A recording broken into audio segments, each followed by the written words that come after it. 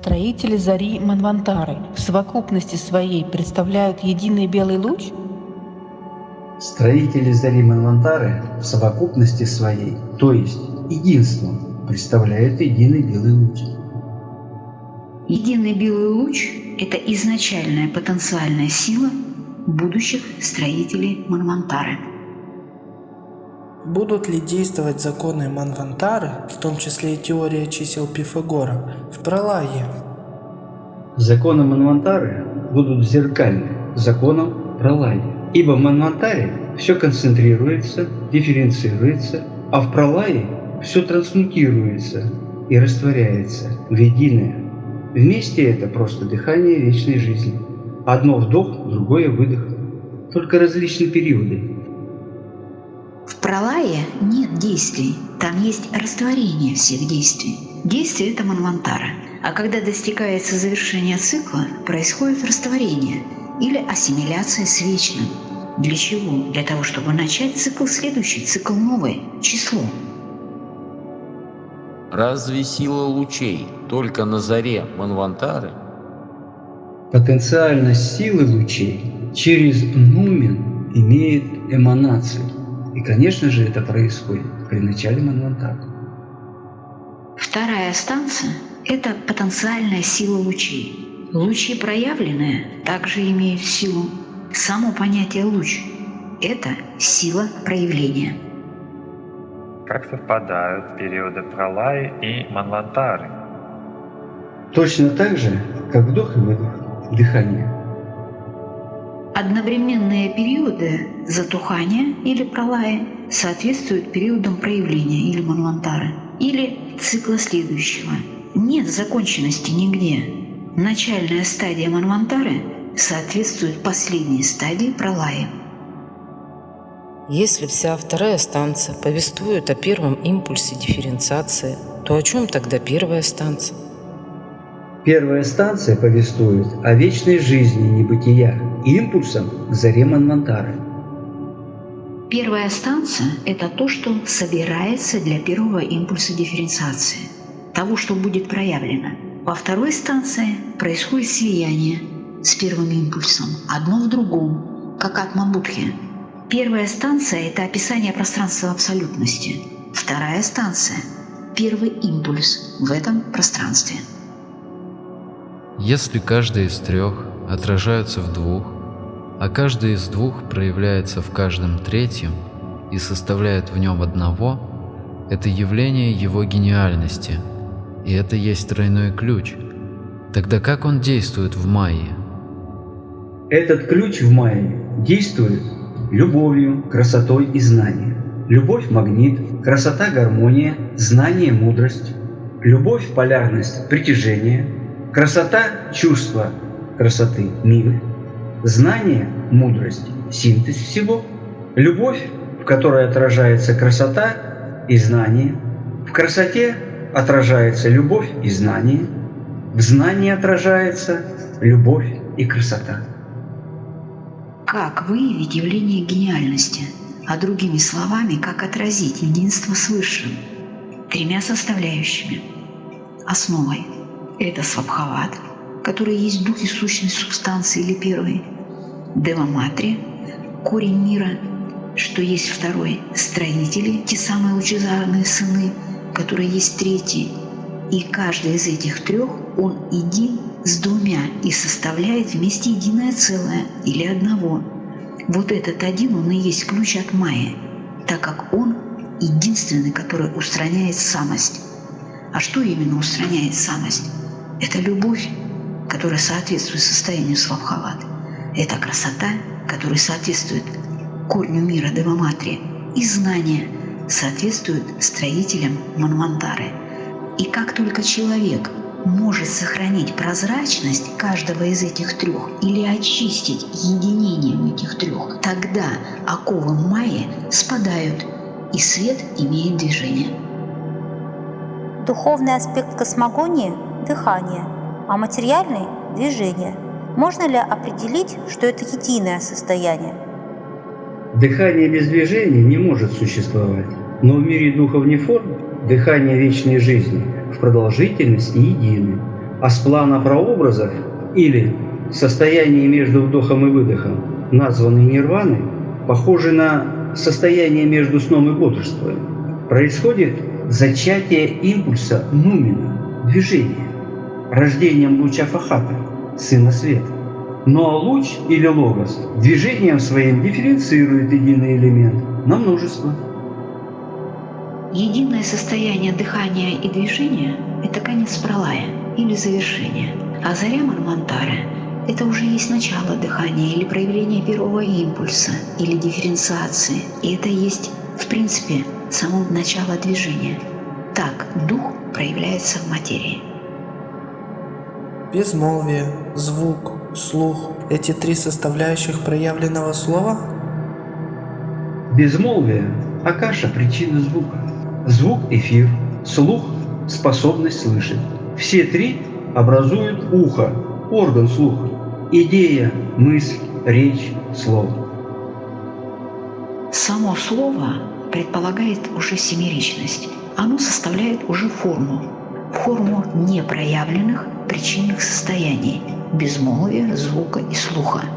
Это изначальная причинность нерушимости вечного дыхания, которая есть непрерывность непрекращающегося великого движения непроявленного, которая проявляется вначале безмолвием, потом звуком, потом слухом, и в итоге самим человеком, выразителем этого слова. И как только человек сможет восстановить вот эту именно непрерывность, он тогда может услышать этот голос безмолвия, который и есть в своей сути его собственный истинный голос. Истина сияет в молчании. Значит ли это, что тот, кто говорит об истине, не знает ее? Истина сияет в молчании и говорит о голосе безмолвия. А тот, кто говорит, согласно созвучию с голосом безмолвия о истине, то, соответственно, он знает, о чем говорит. Но беда в том, что его не понимают, и поэтому он замолкает. Когда вся личность твоя побеждена и повергнута к ногам учителя, тогда ученик сливается с единым, отождествляется с единым и пребывает в нем. Твой голос сливается с голосом учителя и начинает звучать голос безмолвия. Тогда сама истина сияет в молчании. И это ее сияние и есть проявление этого истинного голоса Высшего Я в человеке. Проявление или отражение абсолютной мудрости. И тогда человек не говорит об истине, а являет ее. Если отсчет каждого часа – это символ точки, то когда начинается ход времени этого часа? Какой символ тогда соответствует этому состоянию? Концентрация сознания на каком-нибудь объекте или субъекте являет начало часа, времени, минут, секунд. Символ точки – зародыш или 3 – начало отсчета.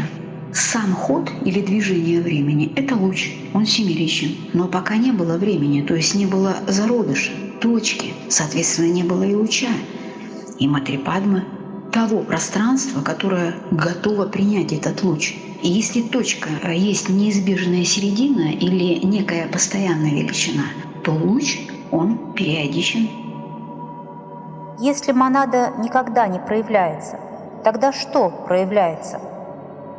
Монада осеняет, как солнце, того, кто пробуждает свое сознание. И под лучом монады тот называется разумным, мудрым человеком. Проявляется один. Он и есть суть, единое состояние числа, или луча, или движения, первый свет монады. Все есть символ. И чтобы открыть этот символ, необходимо в каждой цифре вскрыть эту единую сущность, то есть этого одного, или число. Как связано равновесие, почитание и состояние Матрипадмы? Все есть состояние, равновесие, почитание, а Матрипадма – суть совокупность всех состояний сознания.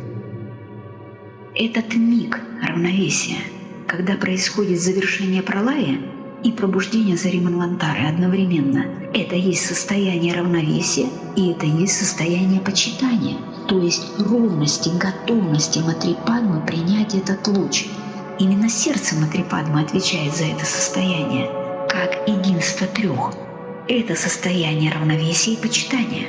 Тогда, когда зародыш становится жизненной силой, его касается луч, и сердце раскрывается, принимает этот луч и отдает его, или низвергает уже как семеричный свет, и начинается дифференциация.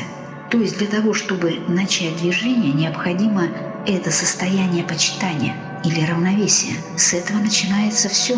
С этого начинается жизнь истинная. Если четвертое состояние – это аура Вселенной, то тогда какое состояние аура человека? Идея составляет ауру Вселенной.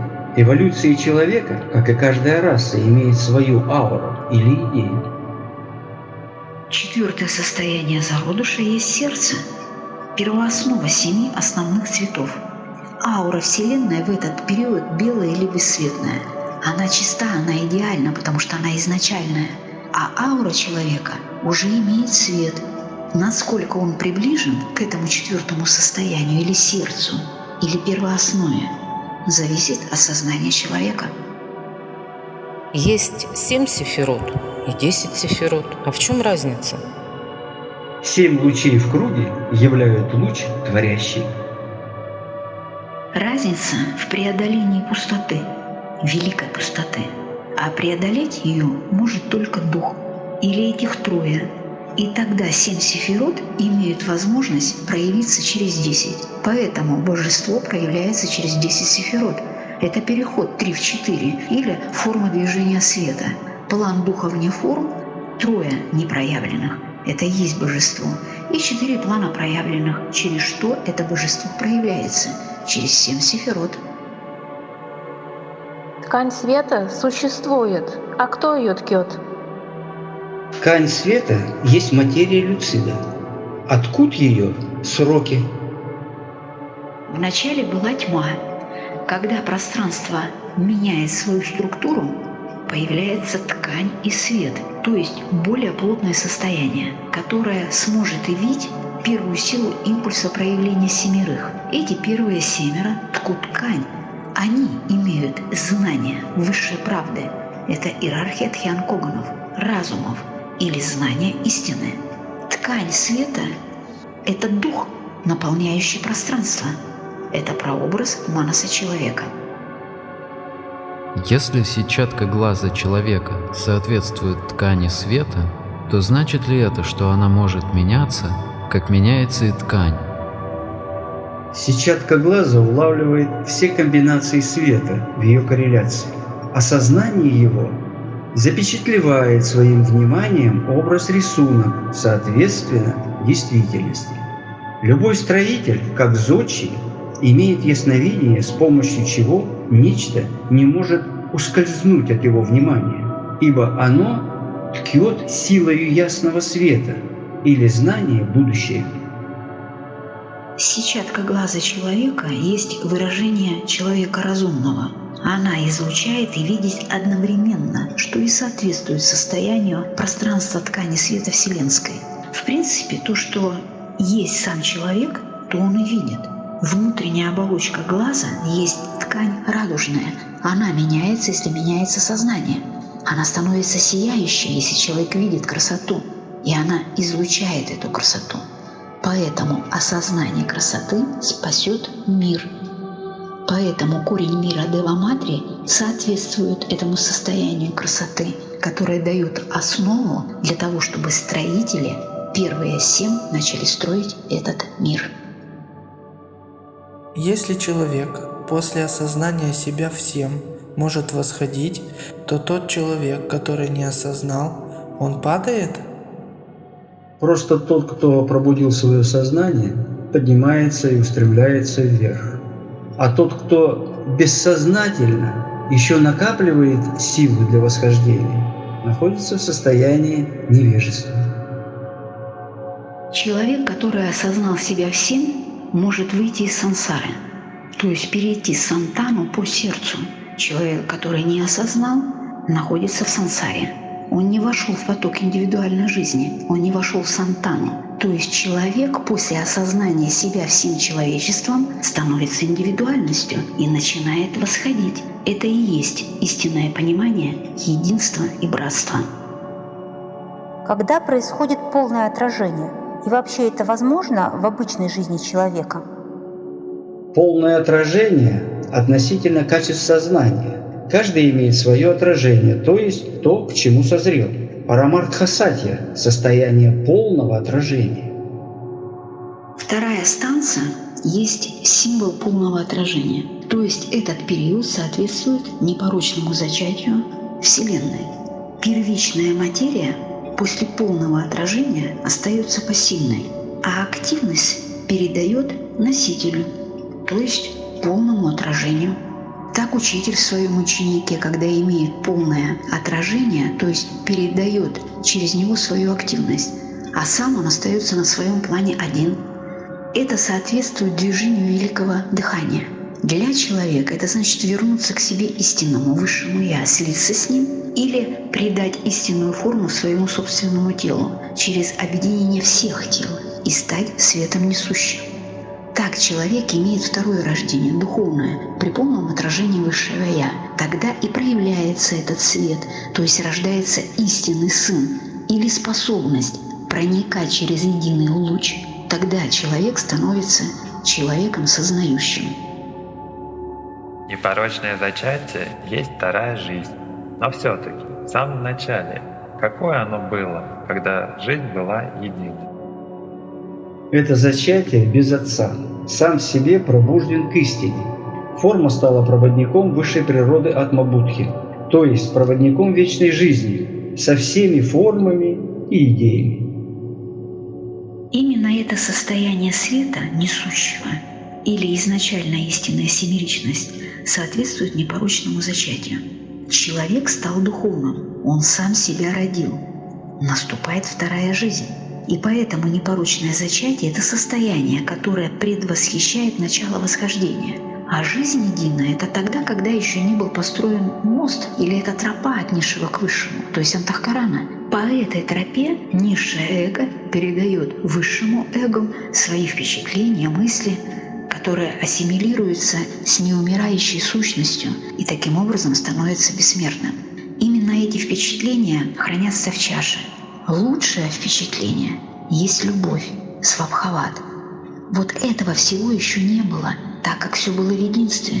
А когда пройдет час, то это первое слово будет проявлено, и Бог произнесет его. И это слово – любовь. Если будущее «Я есть сущий», то что есть единственное число? Аура, носителем которой является число. Будущее Я есть сущий. Прошлое Он был. Настоящее Он жив. Единственное число для настоящего, прошлого и будущего есть единый зародыш. Ключевой момент второй станции. Небесный странник, который попирает ветры, несущиеся над водами, и ступнями своими не касается волн.